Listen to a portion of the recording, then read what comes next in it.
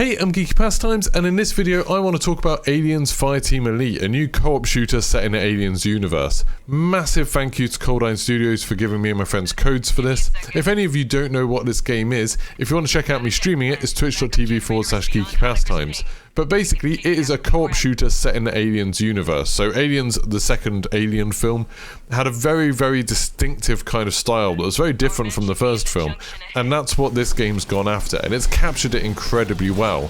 So you and some friends choose classes, choose a loadout, and there's all of the things that you'd expect from the film. So you've got the pulse rifle, shotguns, smart gun, you can unlock flamethrowers and things like that as you go through. You choose your loadout, and then you have to try and complete missions, and some of them are on spaceships, some of them are in like hives, some of them are in like colonies, and you are constantly beset upon by absolutely hordes of aliens.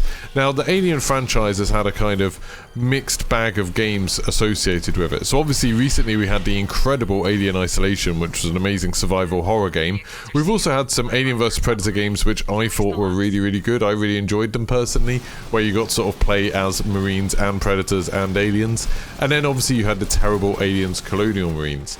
I think there was some fears that this game was going to go down the Colonial Marines route, but it's safe to say it completely hasn't. The people who made this game obviously really care about aliens, and it shows in every little bit of the game. As a co-op shooter, I recently played the beta for Back 4 Blood, and when I made a video about that, I was quite critical about lots of the things that they got wrong in that, and one of the big things about it was the lack of atmosphere. It just never really felt scary, it never really felt immersive.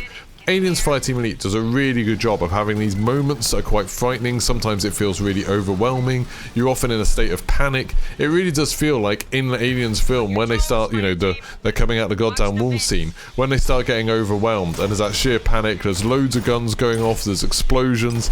It really feels like that, and it's so much fun to play. The general gameplay involves you kind of in third person, walking around. The interactions with things seem very, very simple so far. Sometimes there's kind of, you have to go get an item or something and attach it. Sometimes you have to escort someone, which thankfully the AI isn't too bad. There's some really simple objectives like that. But the real sort of guts of the game is shooting aliens, and that's the bit that they've made so interesting, so satisfying. All of the guns feel really different. You know, you've got a massively powerful pistol that can like headshot aliens from miles away. You've got a shotgun that can clear out a bunch of them very, very close, but remember they have acid for blood. And then you have like the pulse rifle, which makes that iconic sound and is ridiculously powerful but kind of ammo limited. And you also have things like sort of electric grenades. You've got all different kinds of turrets. You can set up mines. There's a flamethrower you can unlock. There's a bunch of different stuff that you can use. Now, I think one of the things that they've done really well with this is the progression system has you unlocking new weapons, which is obviously really cool. There's a bunch of cosmetics to do, and all the cosmetics like heavily inspired by stuff from the film, so some stuff that the characters were wearing, or things that just look like they belong in the universe. And then there's also perks, which are really interesting. There's this perk system where you kind of have almost like an inventory of perks, and you can slot in whichever perks you want, but they don't all fit together. So some of them might be big and square, some of them might be long and thin, and you can kind of try and organize them to get the most bonuses that you care about. And it also matters where you put the perks because they can affect different abilities. So say if you're playing as the technician, you get a sentry gun and you get these electric grenades. You can choose to add something that reduces the cooldown of your electric grenades, or maybe gives you a buff while you've got the sentry gun out. And if you want, you can swap that around, so the sentry gun will recharge quicker, or whenever you've thrown an electric grenade out, that will give you a buff, which is really interesting. Not something I've seen another game do, and it doesn't seem like there's a million perks. It seems more like each one is like really substantial. So it's things, you know, like an extra 20% damage rather than doing just 1 or 2% damage. Now, another thing you can unlock, which I think is another genius idea of this game, are challenge cards. So you can put these challenge cards on before a game. You can each pick one to sort of like let the game randomly choose between. And these will often either give you a little bonus, but then no kind, you know, so something like you have extra ammo or something like that, but then you don't get any extra XP or anything. Or they'll give you a bit of an extra challenge, but then you'll get more XP at the end, or maybe a new attachment or something like that. So you can have things like, we had one where every alien was this burster type, which meant every alien exploded in a massive pool of acid, and it completely wrecked us. Like, we got completely destroyed by that.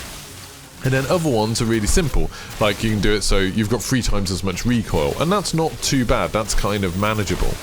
In terms of difficulty, the game kind of has different difficulty settings like any other type of game, and we tried when we went straight in, we were like all brave and thinking, yeah, we can do intense, we can go straight into intense. We couldn't. Like, we tried the first mission, it was incredibly difficult. We got quite far for it, but the missions are quite long and health is very rare. When you put up the difficulty, it doesn't just make the enemies do more damage or anything like that or give you less health packs. It also does things like it turns friendly fire on. It also does things like maybe the alien acid is more dangerous. On the normal difficulty, aliens are kind of highlighted on your heads-up display. On harder difficulties, they're not anymore. There's lots of little things like that to make the game more immersive and more scary, but also much more difficult. It does give you like a recommended gear rating that you should have before you try that, which is like 500, and I think when you start you're on 150. So we were way off that, but as we go through, as we level up more stuff, and you can level up guns and you can level up abilities and all kinds of things like that, once we level up a lot more, then we'll be able to take on those harder difficulties. Now, going back to the music for a second, there's this soundtrack which I haven't heard the likes of in a game before, I don't think. Got it. While S runs through the logs, you keep heading aft.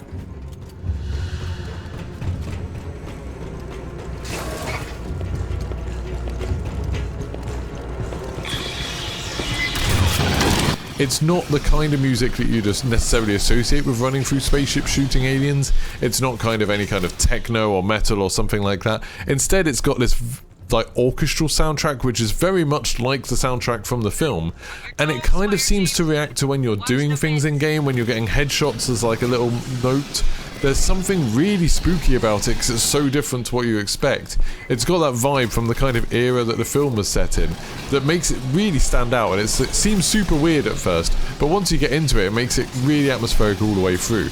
They've also done a lot with different varieties of aliens, so there's kind of your normal co-op shooter kind of things, like one of them will explode a little bit, one of them will like hide and then pin you, and then occasionally you get these drone ones which are huge and will just walk towards you like the alien in the first Alien film, and that one, like, after you attack it, it will actually run away and hide and come out some vents later on, which makes it a little bit, not quite like the Alien Isolation one, you know, this isn't an unkillable thing, but it's much, much scarier. When you see one, like, you need to get your friends to focus on it to try and take it down, which is really cool.